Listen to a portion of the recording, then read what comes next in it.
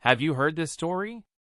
It begins on a night when the world felt like it was holding its breath, when the wind over Blackthorn Valley carried a strange metallic taste, as if lightning had struck the air long before the storm even formed.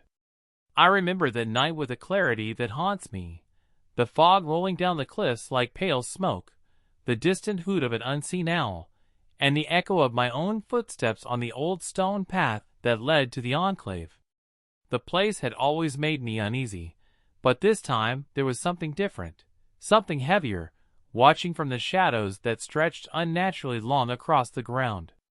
I had returned to the valley because of a letter. A single sheet of yellowed paper, delivered without a name or address, bearing only 4 words in trembling ink. "It's happening again! Hurry!" The handwriting belonged to Evelyn Ward, my mentor, my friend, and the one person who had understood the strange pull this valley had on people like us. People who could hear things others couldn't. People who felt the thinness between worlds pressing against their skin like a cold hand. As I approached Blackthorn Enclave, a collection of crumbling stone cottages and abandoned watchtowers, I felt that thinness again. The air quivered, as if vibrating with a sound too low for my ears to grasp.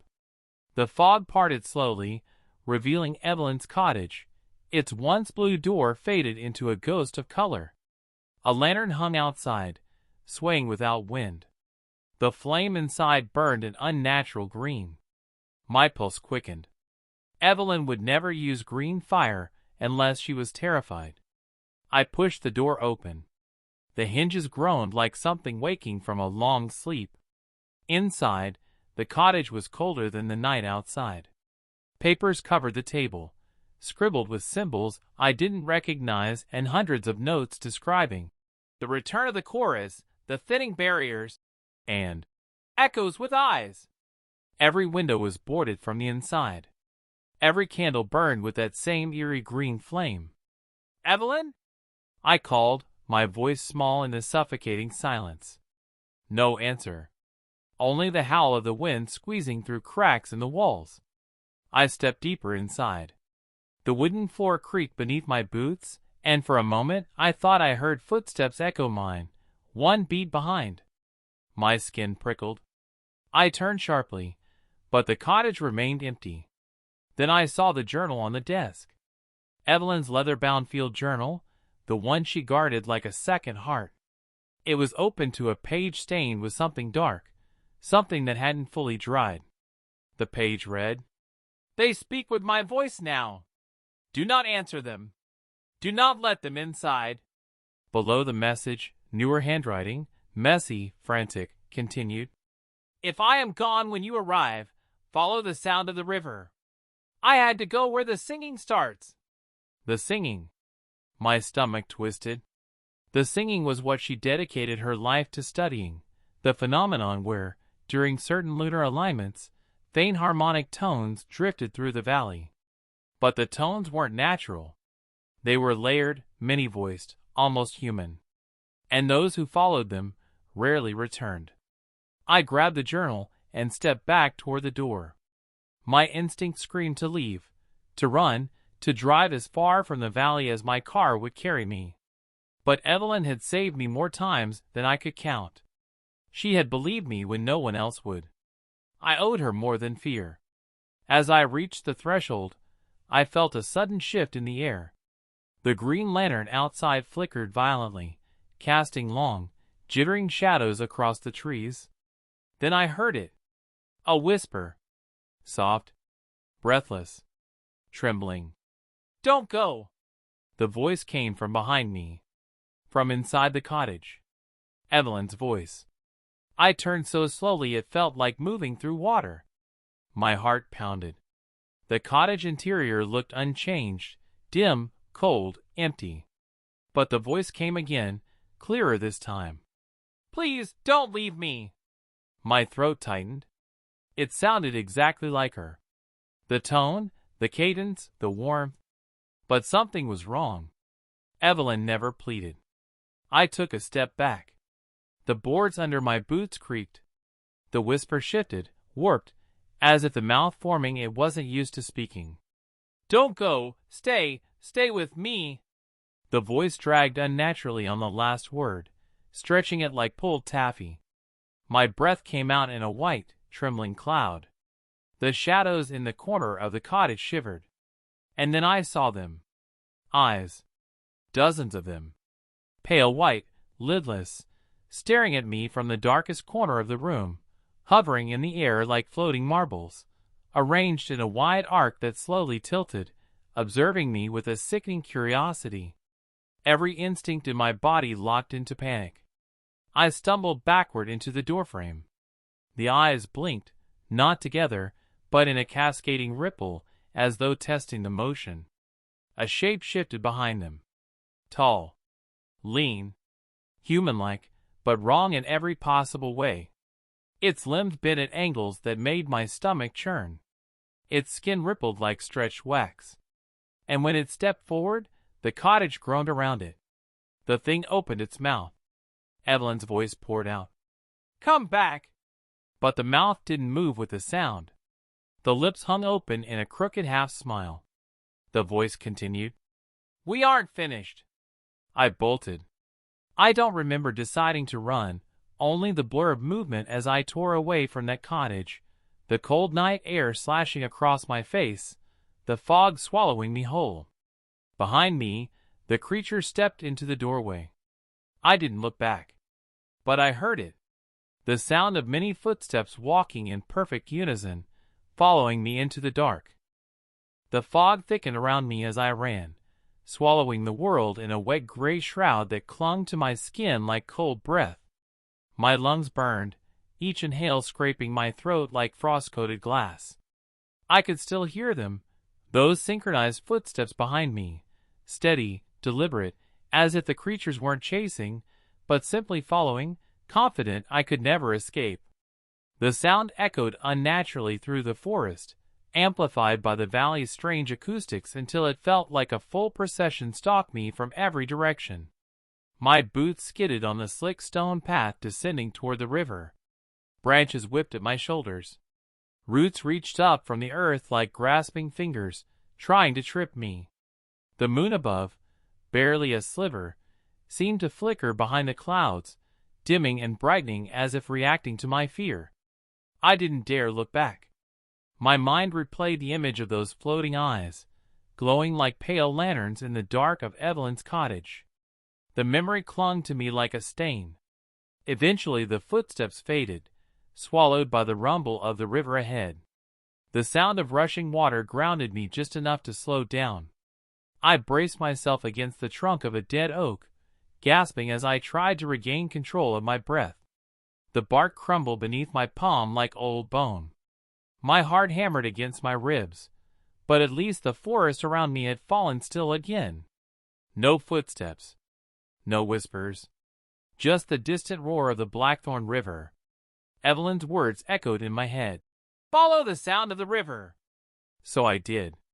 The path descended sharply until the trees thinned, revealing the riverbank. Moonlight glimmered on the churning water. Mist drifted lazily across the surface, catching the pale beam and scattering it into strange prism-like shimmers. Up close, the river didn't sound like ordinary water. It had a low harmonic hum beneath the crash of the current, like a choir humming beneath a storm. For a moment, I questioned everything. Why had I come? Why hadn't I run the moment I saw that thing? But the answer came quickly. Evelyn. The woman who taught me to listen to the valley's secrets. Who shielded me when the voices in the dark first whispered my name years ago. I couldn't abandon her now. I followed the river upstream, staying close to the tree-line. The deeper I went, the colder the air became. My breath grew ragged, forming thick clouds that drifted away like ghosts. The darkness around me seemed to pulse, as if the forest exhaled with each of my steps. After what felt like an hour, I saw flickering light ahead. A faint orange glow danced behind a cluster of boulders jutting from the river's edge. My pulse quickened. Fire meant warmth. Fire meant a person. Fire meant hope. I approached slowly, crouching low, every instinct torn between caution and desperation. As I circled around the stones, the scene revealed itself. A campfire burned beside the water, flames rising and falling with unnatural rhythm, as though responding to an unheard melody. And there, hunched beside it, wrapped in a dark cloak, sat a figure. I recognized them instantly. Evelyn? She didn't move at first. The firelight cast hard shadows over her face, making her features appear sharper, older. But it was her. Relief flooded through me so intensely my knees weakened. I rushed toward her. Evelyn, thank God. I thought. She lifted a hand, and I froze mid-step. Her fingers trembled slightly, but the gesture was firm. Do not cross the circle, she whispered. Confused, I looked down. A ring of symbols carved into the dirt surrounded her and the fire. They glowed faintly, as if lit from beneath the ground. Some of the markings matched those I'd seen in her cottage, but others were new, sharper, more urgent. The air inside the circle shimmered like heat haze. What happened to you? I asked. She stared into the fire, her eyes reflecting the flames like shards of molten gold. They came sooner than I expected, she murmured. I thought I had a week. Maybe two. But the barrier is thinning faster now. They've started crossing at dusk instead of midnight. I stepped closer to the edge of the circle. I saw one in your cottage. Evelyn, it spoke with your voice. Her face tightened. They're learning. And once they learn enough, they imitate perfectly. The memory sent a chill down my spine. What do they want? To become, she whispered. To fill the space where the lost go. They are echoes of those who wandered too close to the other side. Remnants waiting for form. The fire cracked sharply, sending sparks spiraling upward. Evelyn flinched. You're not safe here, I said. Come with me. We can leave the valley. No. Her voice hardened. She stood slowly, the cloak slipping from her shoulders. Beneath it, she looked thinner, frailer. If I leave the circle, they will take me. They've been calling my name for hours. I listened. The forest around us was silent. Too silent. Even the river seemed to dull its roar. How do we stop them? I whispered. Evelyn looked at me with a mixture of sorrow and determination. You don't. You survived them. Before I could respond, the fire went out with a violent hiss. Total darkness swallowed us. The air turned icy, so cold I felt it prick deep into my bones. Then the singing began.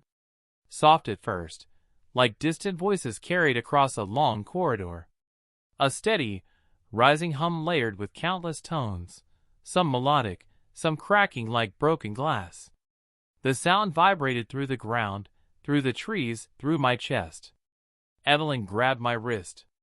Her grip was shockingly strong. No matter what you hear, she whispered urgently, do not answer them. Shapes moved in the trees. I saw them only as silhouettes, gliding between the trunks with unnatural smoothness. Their heads tilted in sharp, bird-like motions. Their limbs swayed as if boneless. The singing grew louder, piercing, pressing against my skull until my vision blurred. My thoughts scattered like leaves in a storm. Evelyn, I gasped, clutching my head. Close your eyes, she hissed. I did. But in the darkness behind my eyelids, the shapes became clearer, sharper. Pale hands reached for me in the black. Faces formed from the void, human faces I recognized. My mother, my brother, Evelyn herself. All of them calling my name. My breathing quickened. My heart pounded. The pressure in my head felt like it would split me open. And then, a voice whispered inside my mind. Not outside. Inside. A perfect copy of my own voice. Let me in! The voice inside my head, my own voice, echoed through my skull like a reverberation trapped in a hollow chamber. Let me in. Two simple words, but they carried a weight that made every instinct inside me recoil in terror. My knees buckled, and I pressed both palms to the frozen earth, as if grounding myself could silence the intrusion. The singing around us swelled, rising in pitch until it felt like needles stabbing into my eardrums.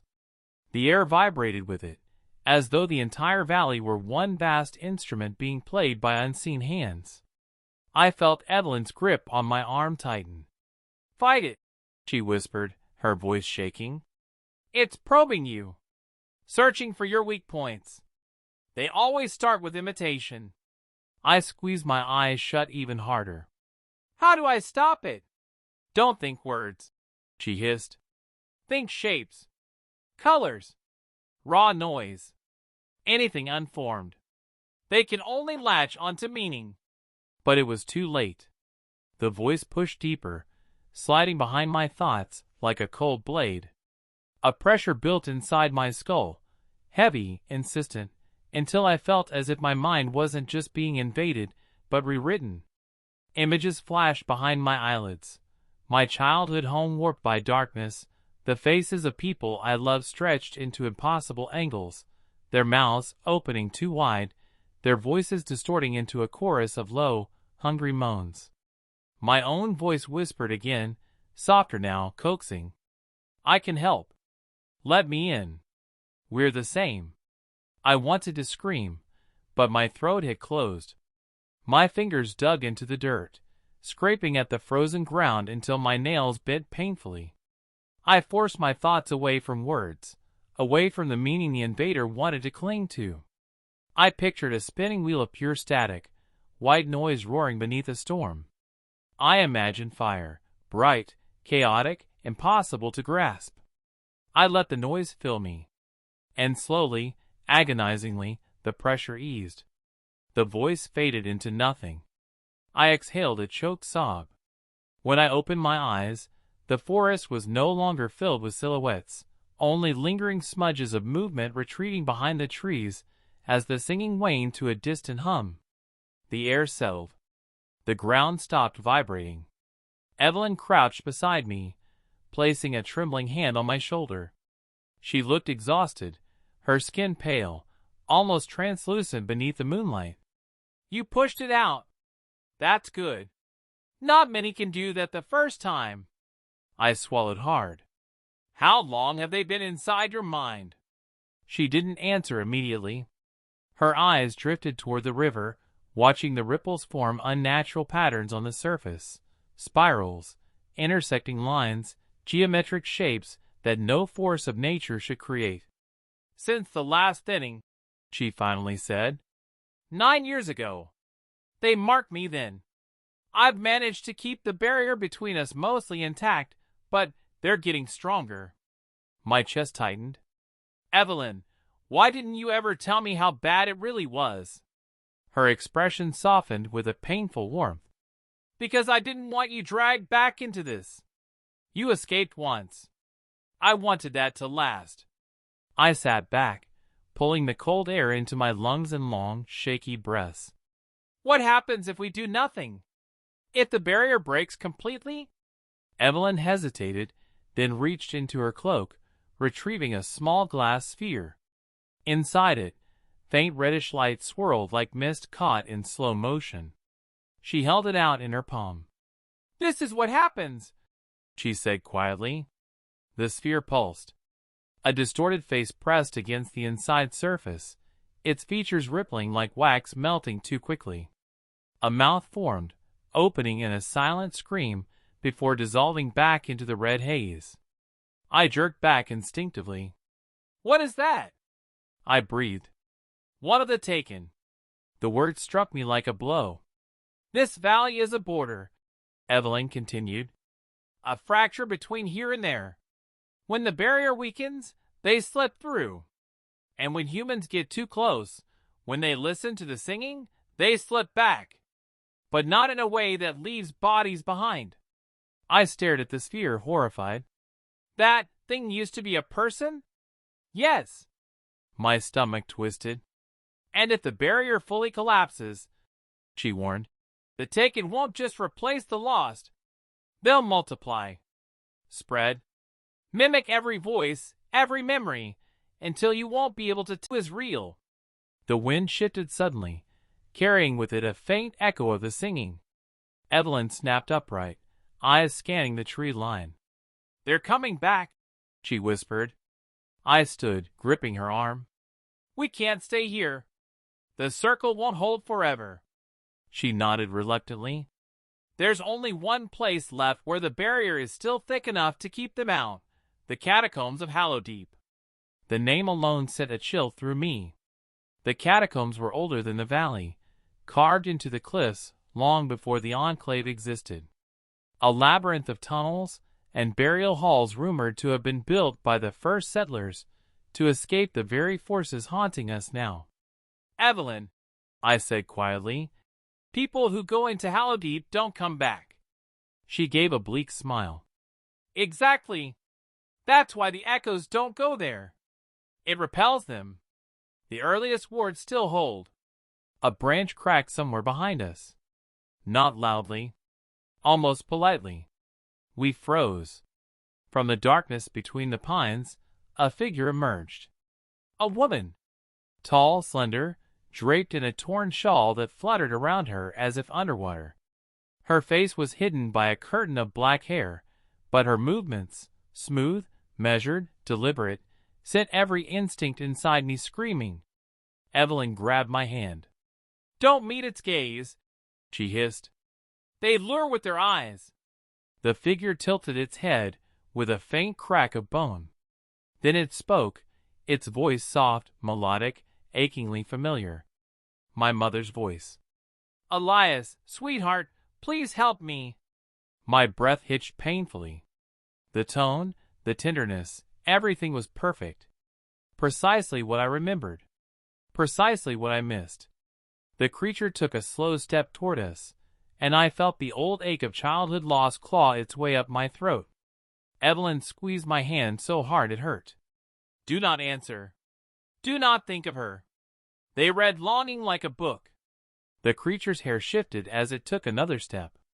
Beneath the strands, I saw a glimpse of its face. It wasn't my mother. It wasn't anyone. Just a shifting canvas of half-formed features, cycling through shapes as if flipping through masks too quickly. Evelyn took a deep breath. "On my signal," she whispered, "we run, and we do not look back." The creature's head snapped toward her. The singing rose again. "Signal?" I whispered anxiously. But Evelyn didn't speak. She threw a stone into the river. Hard. The echo of the splash sliced through the harmony like a blade. And the valley reacted. The creature shrieked, a sharp, multi-layered sound that scraped at my bones, and lunged. "Run!" Evelyn screamed. And we did. We ran into the forest, the singing erupting behind us like a storm of voices tearing through the night. And as the trees blurred around us in a frenzy of motion and terror, I realized something with cold certainty. The creatures weren't just chasing us. They were herding us toward something waiting in the dark. I woke with the book still pressed against my chest, my fingers cold and trembling. The forest had changed around me. The moon was higher now, yet the shadows seemed darker, more defined, as though they had gained weight in my absence. The trees creaked, their boughs twisting toward me, and the wind carried the faintest of melodies, high-pitched, almost like glass ringing in the distance. My body ached from the fall, my mind still foggy from the tower's strange energies, but I knew I could not linger. Not with the whispers still echoing in my skull. I forced myself to my feet, and glanced toward the river where I had seen Evelyn last. The path I had come from was gone, swallowed by mist that rolled like living smoke. Every step I took into the thick undergrowth felt measured, each footfall sinking slightly into the cold, damp soil. Something was watching me. I could feel it, not at my ears, but pressing down on my chest, a weight that made my lungs burn and my thoughts stagger. The whispers came again, softer now, almost coaxing. "Elias, we've been waiting, don't leave." I clenched the book tighter, hoping it would act as a shield.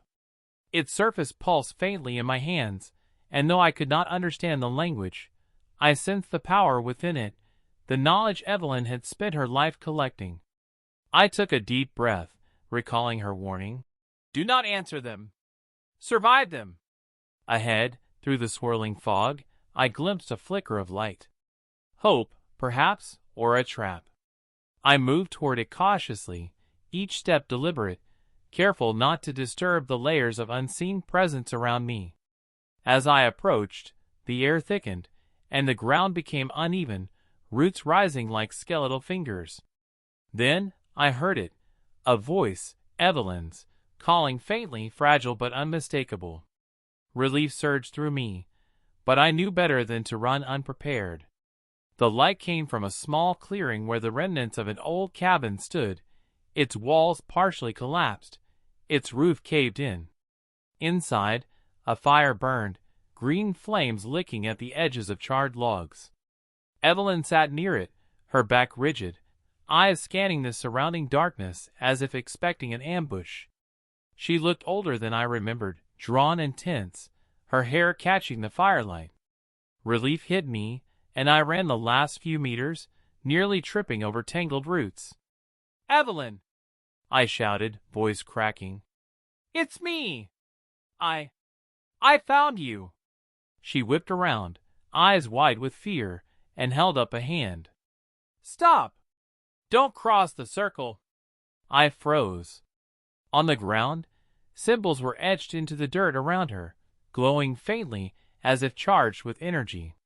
The fire within the circle seemed to bend reality itself, rippling outward in waves that distorted the fog. I remembered the book in my hands and placed it on the edge of the circle, hoping it might harmonize with her wards. Evelyn's eyes flickered toward it briefly but returned to me. They're near. They've learned to mimic our voices and movements. One wrong step, and it's over. Before I could respond, the singing began again, low, vibrating, impossible. The voices layered over one another, harmonic yet dissonant, dripping into my mind. Shadows moved at the edge of the clearing, humanoid but wrong, their limbs bending in unnatural ways. They whispered my name, now multiple voices, some soft and coaxing, others harsh and commanding. Elias, join us, we remember you. I felt the pull, like gravity twisting inside my chest, dragging me toward the creatures. Panic flared, raw and desperate. I lunged back, gripping Evelyn's hand. Her touch grounded me, but the fear remained, thick and choking. What do we do? I gasped. We can't fight them. There are too many. Evelyn shook her head. We don't fight. We survive. Follow me. If we move correctly, we can reach the catacombs before the next lunar alignment. That's the only place where the barrier remains strong enough. Her words gave me purpose. I grabbed the book and fell into step beside her, moving quickly but cautiously. The fog seemed to resist, curling around our legs like liquid. The shadows moved in tandem with us, mirroring our movements but lagging, always one step behind. Occasionally, one would dart forward, testing the circle of our awareness, and we would swerve or freeze to maintain the distance. Hours passed, though it felt like days. Exhaustion gnawed at my muscles, but the forest itself seemed to stretch infinitely, each tree familiar yet alien. Finally, Evelyn motioned toward a set of cliffs in the distance. Hallow Deep, she whispered. Relief flooded me. Finally, a destination. The catacombs lay carved into the cliffs, an ancient network of tunnels older than any living memory, their entrances protected by wards so old and potent that even the echoes feared them. We approached cautiously, the singing behind us growing desperate, frantic, reaching a fevered pitch. Shadows surged forward like a tide, but never crossed the invisible threshold marking the catacombs' entrance. Inside, the walls were etched with runes that shimmered faintly, wards designed to repel the lingering, the taken, and the echoes. For the first time in hours, I felt safety, not comfort, not peace, but a fragile, tenuous reprieve. We rested briefly. Evelyn studied the book I had brought. "This is more than knowledge," she said softly. "It's a bridge, a beacon. But it draws attention. We can't linger." Suddenly, I sensed movement, a presence different from the echoes.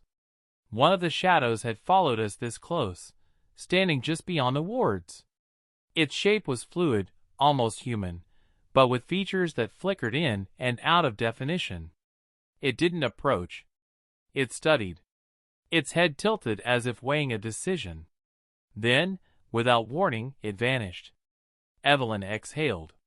"They're learning. The longer this war of presence continues, the bolder they become." I shivered, gripping the book. "And the valley?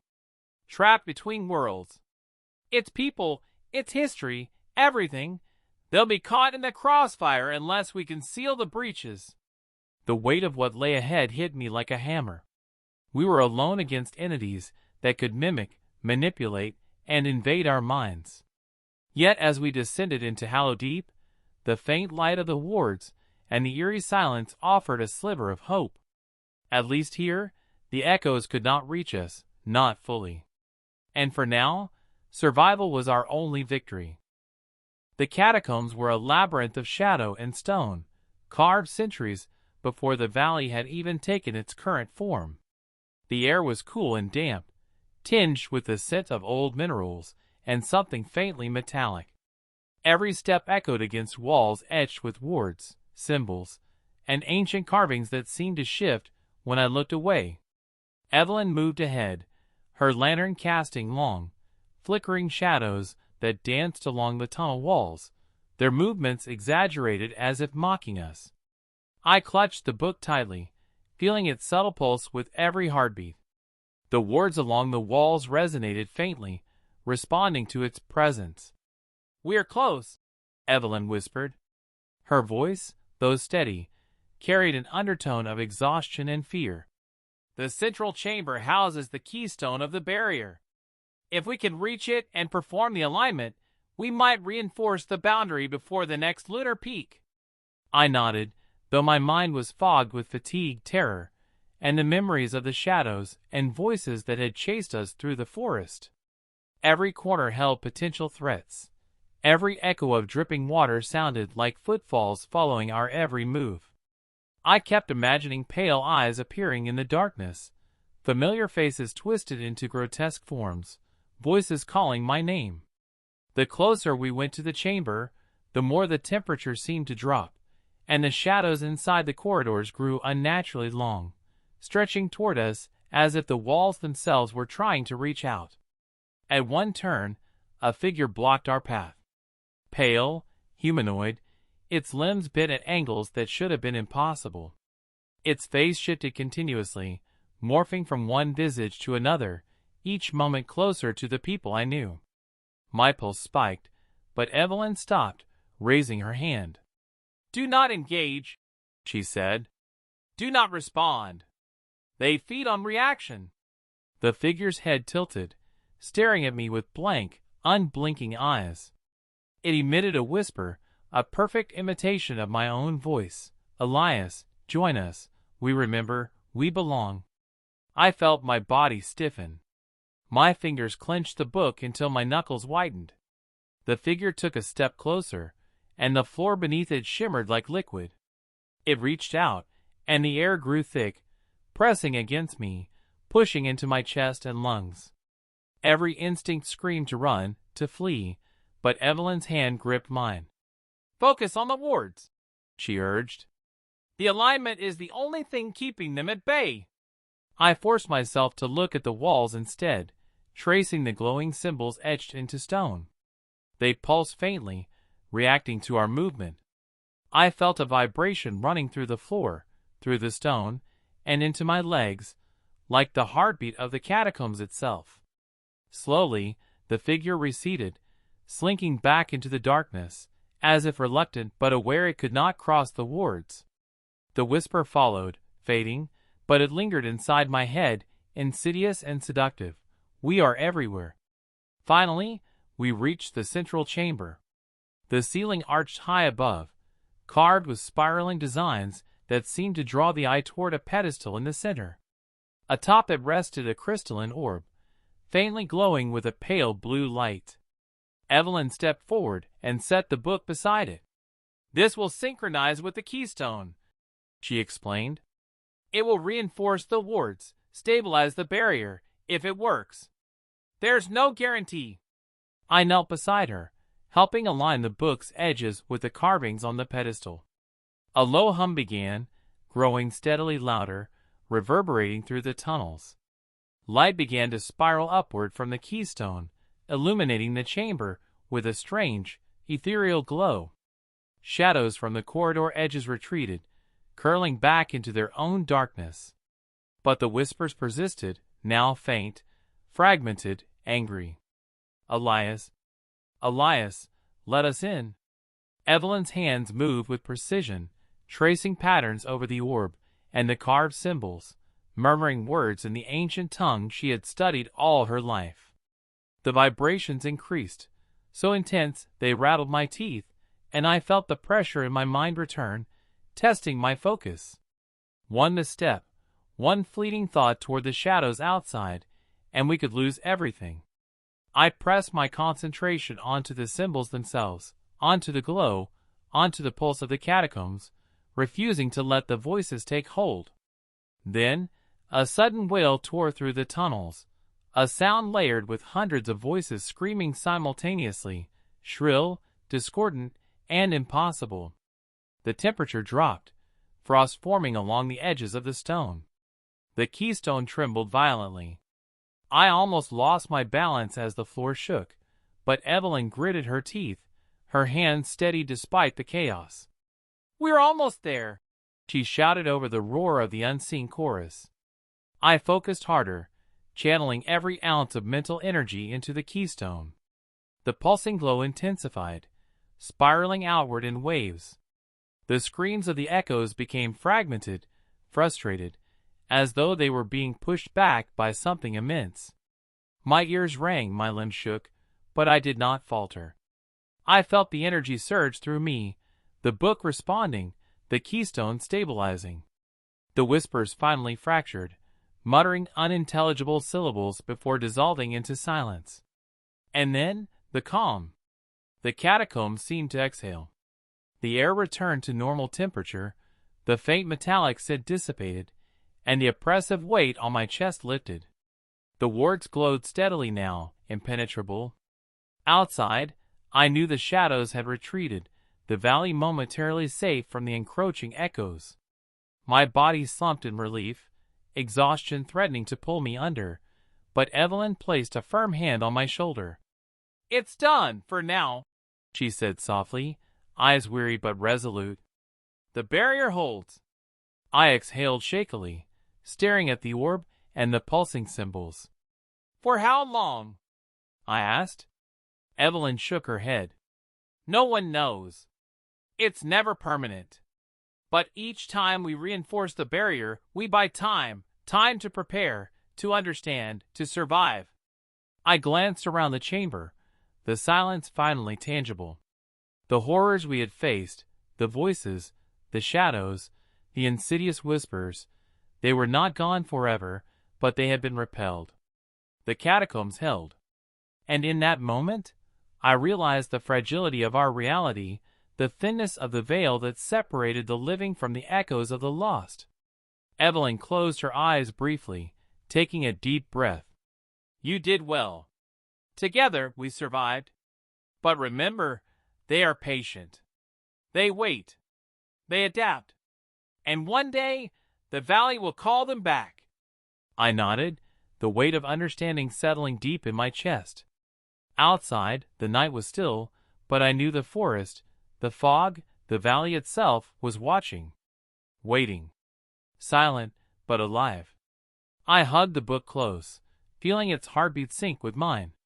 The path ahead would be long, dangerous, and uncertain, but we had endured. For now. And as we prepared to leave the central chamber, stepping into the corridors that led back to the surface, I knew that the story was far from over. One day, someone would have to face the echoes again. And perhaps, they would succeed where we had only survived. Leave a like and subscribe, so it will be easier for us to continue releasing this kind of content.